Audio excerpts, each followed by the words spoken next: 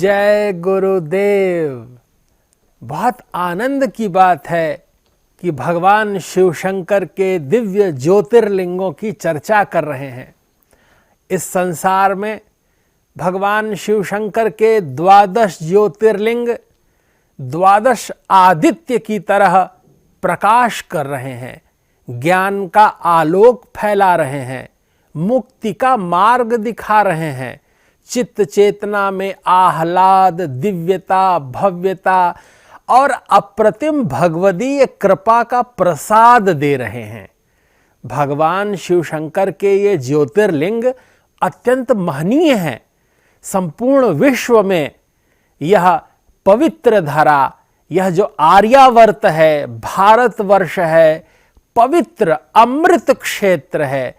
यहाँ हिमालय से लेकर सुदूर दक्षिण समुद्र पर्यंत भगवान शिव शंकर के विशेष स्थल हैं। ये स्थल जीवन पूंजी की तरह हैं, हमारे अंतःकरण में दिव्य ज्ञान का प्रकाश कर देने वाले प्रकाश पुंज की तरह हैं। ये अप्रतिम हैं। शिव पुराण के अंतर्गत अत्यंत महनीय ज्ञानवर्धक दिव्य भगवान शिव शंकर की कथाएं कही गई हैं।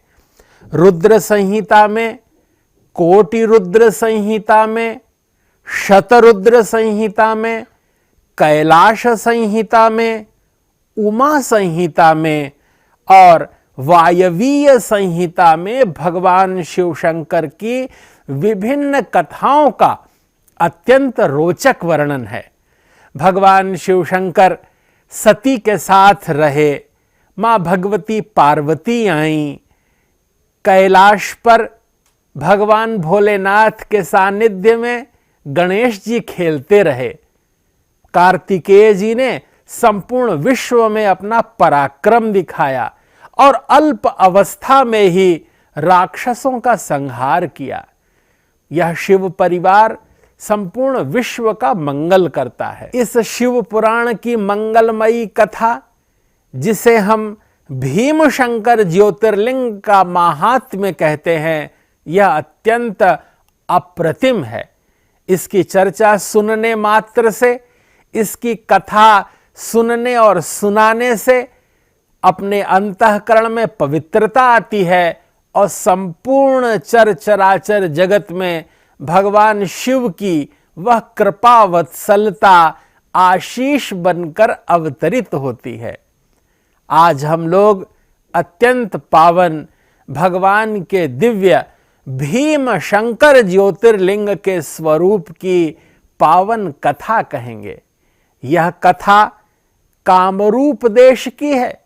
वहां भगवान शिव शंकर विद्यमान हैं और उन्हें भीम नाम से जाना जाता है।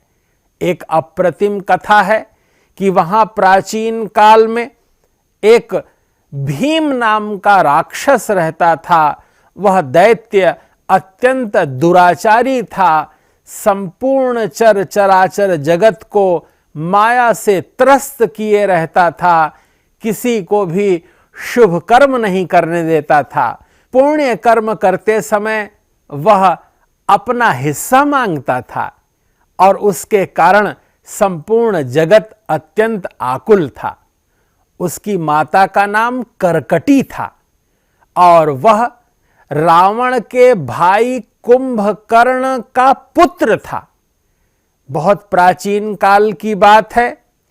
करकटी जंगल विचरण कर रही थी, सह्य पर्वत पर निवास करती थी और साथ ही उसका पुत्र भीम रहता था। और वह भीम बड़ा पराक्रमी था। वह अपनी माता से संवाद करते हुए उसने चर्चा की कि हे मां, हम लोग इस सह्य पर्वत पर रहते हैं, निर्जन क्षेत्र है, जंगल का परिक्षेत्र है, और क्यों इस तरह एकांतवास करते हैं? मेरे पिता कौन हैं? आप कुछ बताइए। तब करकटी ने अपने पुत्र भीम को बताया कि पुत्र भीम, तुम पराक्रमी रावण के भाई कुंभकर्ण के दिव्य तेज से उत्पन्न हो। और अब तुम ही मेरे पुत्र के रूप में हर तरह से मेरे सानिध्य में हो। कर्कटी ने अपने पुत्र भीम को बताया कि मेरे पिता का नाम कर्कट था और मेरी माता का नाम पुष्कसी था। कर्कट और पुष्कसी की पुत्री के रूप में मेरा जीवन निर्बाध गति से चल रहा था। बड़े उत्साह के साथ मेरे पिता ने विराध राक्षस के साथ मेरा विवाह किया था। उस समय विष्णु के अवतार राम आए थे और राम ने विराध को मार दिया। उस क्षण मैं वैधव्य योग को प्राप्त हो गई और अपने पिता कर्कट और पुष्कसी के यहाँ आकर के रहने लगी।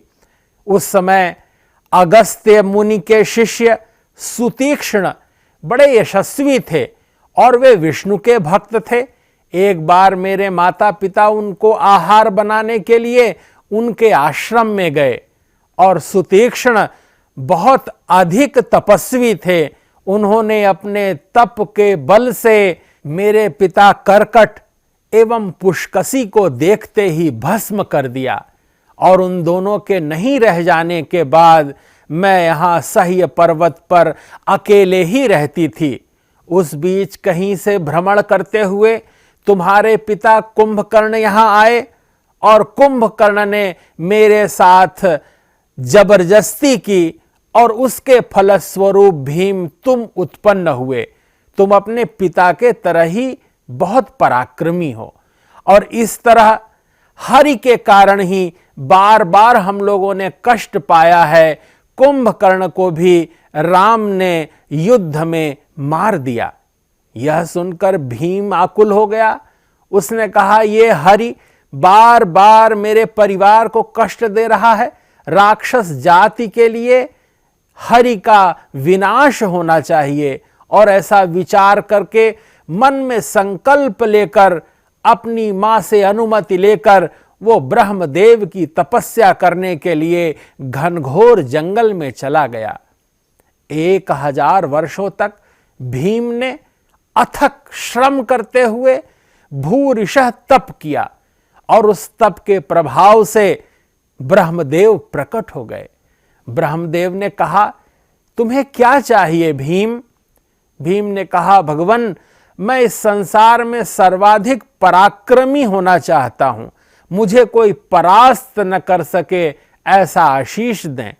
ब्रह्मदेव ने तथास्तु कहकर वहां से प्रस्थान किया। भीम तो मन ही मन संकल्प किए बैठा था।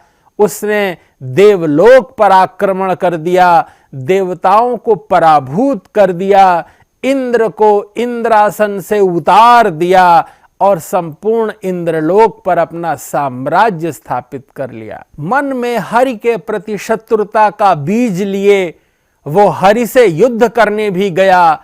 युद्ध में हरि को पराभूत कर वो अब धरती की ओर लौटा और संपूर्ण धरती पर अपना शासन करना चाहता था। और उसी क्रम में उसने सर्वप्रथम कामरूप देश के राजा सुदक्षिण को परास्त किया और उनको बेड़ियों से बांधकर कारागृह में डलवा दिया।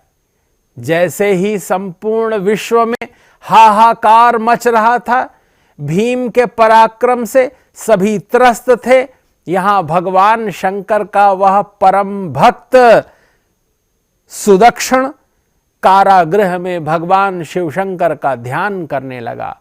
मनसा संकल्प करके गंगा जी का आवाहन करता, पार्थिव शिवलिंग का निर्माण करता, भगवान शिव शंकर का ध्यान करता और जेल के अंदर ही भगवान का मनन, पूजन, आराधन, ध्यान, चिंतन और पंचाक्षर मंत्र ओम नमः शिवाय, ओम नमः शिवाय, ओम नमः शिवाय का ऐसा अनवरत जप करने लगे। साथ ही उनकी साध्वी पत्नी राजवल्लभा दक्षिणा भी निरंतर पति का साहचर्य करते हुए भगवान शिव का ध्यान करने लगी। सारे देवता त्रस्त थे और भीम संपूर्ण वसुधा पर भी अधिकार करके अत्याचार कर रहा था।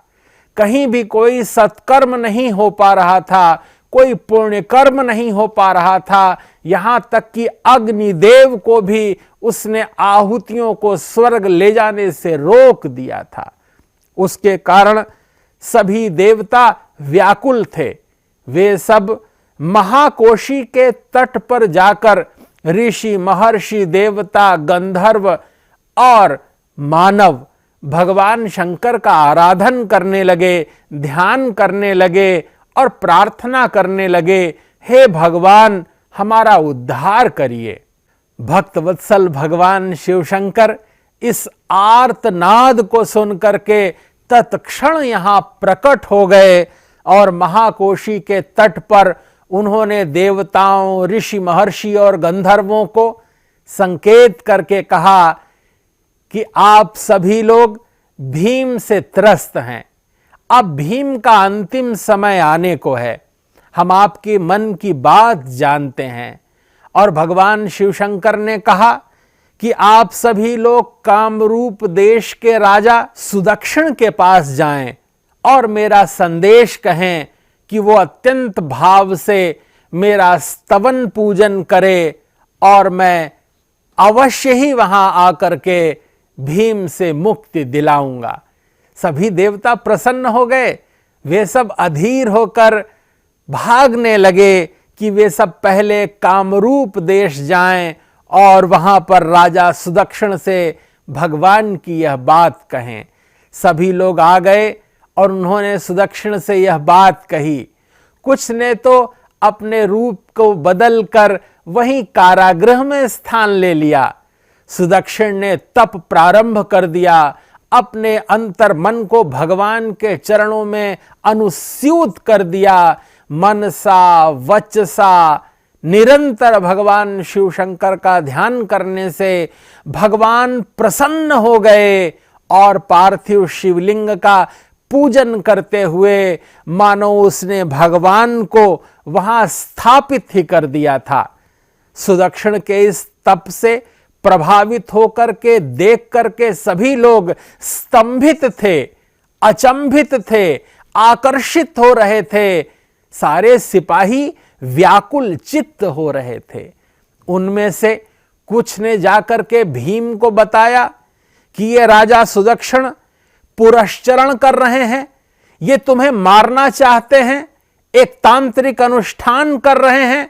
भीम ने यह बात सुनकर कारागृह की ओर तेजी से प्रस्थान किया और आकर के सुदक्षिण को प्रताड़ित करने लगा, अपशब्द कहने लगा और वहीं उसने अपनी तलवार निकाल ली और भगवान के उस दिव्य पार्थिव शिवलिंग पर प्रहार करने को जब उद्यत हुआ, उसी क्षण भगवान शिवशंकर प्रकट हो गए। मानो आकाशवाणी होने लगी, संपूर्ण ब्रह्मांड में, चराचर जगत में बिजली चमकने लगी, आकाश में गड़गड़ाहट होने लगी। भगवान ने तत्काल ही अपने पिनाक धनुष से भीम के तलवार के टुकड़े टुकड़े कर दिए। भीम ने तत्काल अपना त्रिशूल निकालकर भगवान शिव पर प्रहार किया। भगवान शिव ने भीम के साथ व्यापक युद्ध किया और युद्ध की विभीषिका को देखकर सभी अचंभित हो रहे थे। नारद मुनि वहां प्रकट हो गए। देवर्षि नारद ने भगवान शिवशंकर को प्रणाम किया और कहा, भगवान, सुई के काम के लिए आप त्रिशूल का प्रयोग कर रहे हैं, इसको तो आप यूं ही भस्म कर सकते हैं। भगवान शिवशंकर ने नारद की ओर स्मितानंद होकर के देखा और मन से संकल्प लेकर के भीम की ओर देखा। देखते ही देखते धू धू करके अग्नि प्रज्वलित हुई और भीम मुट्ठी भर राख रह गया। भीम का अंत हो गया। चारों ओर राजा सुदक्षिण की जय जयकार होने लगी। भगवान शिवशंकर को प्रणाम करने लगे। सभी देवता, ऋषि, महर्षि, गंधर्व पुष्प वर्षा होने लगी। भगवान शिवशंकर के दिव्य स्वरूप को देखकर, उनकी भक्त वत्सलता को देखकर सभी ने उनको आग्रह किया कि आप यहां भीम शंकर के रूप में प्रतिष्ठित हो जाएं। आप सबका मंगल करते हैं, सबका कल्याण करते हैं। जो आपका भजन और ध्यान करता है उसका भी उद्धार करते हैं। यह कामरूप देश पीड़ादायक है, यहां लोग आकर अनंत कष्ट पाते हैं, लेकिन प्रभु आपके रहने से, आपका दर्शन करने से हम सबका जीवन मंगलमय हो जाएगा। और आप यहां रहेंगे तो यह क्षेत्र किसी के लिए पीड़ादायक नहीं रहेगा। भगवान शिव शंकर आह्लादित होकर, प्रसन्न होकर के सभी की बात को स्वीकार कर लेते हैं और भीम शंकर ज्योतिर्लिंग के रूप में भारत की इस पावन पवित्र धरा में स्थापित हो जाते हैं। बोले भीम शंकर भगवान की जय।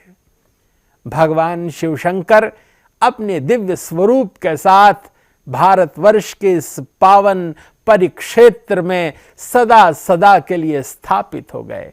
जब भी कोई शत्रु पीड़ा होती है अथवा किसी के ज्ञात अज्ञात शत्रुओं के द्वारा किसी भी प्रकार का कोई कृत्य होता है तो इससे शांति के लिए भीम शंकर भगवान का दर्शन करना चाहिए। इनका दर्शन करने से मन में शांति आती है, पारस्परिक वातावरण अनुकूल बनता है, शरीर निरोग होता है। संपूर्ण विश्व में पूज्य महर्षि महेश योगी जी ने भगवत चर्चा करते हुए भगवान की इन दिव्य कथाओं का विस्तार किया है। महर्षि संस्थान के माध्यम से ब्रह्मचारी डॉक्टर गिरीश जी भी अनवरत ज्ञान का यह प्रसार कर रहे हैं। संपूर्ण वसुधा में भगवदीय वातावरण रहे, लोग स्वस्थ रहें और सभी के अंतःकरण में प्रीति हो, चारों ओर विश्व शांति हो। इसी भावना के साथ सभी का शुभ और मंगल चाहते हुए जय गुरुदेव, जय महर्षि।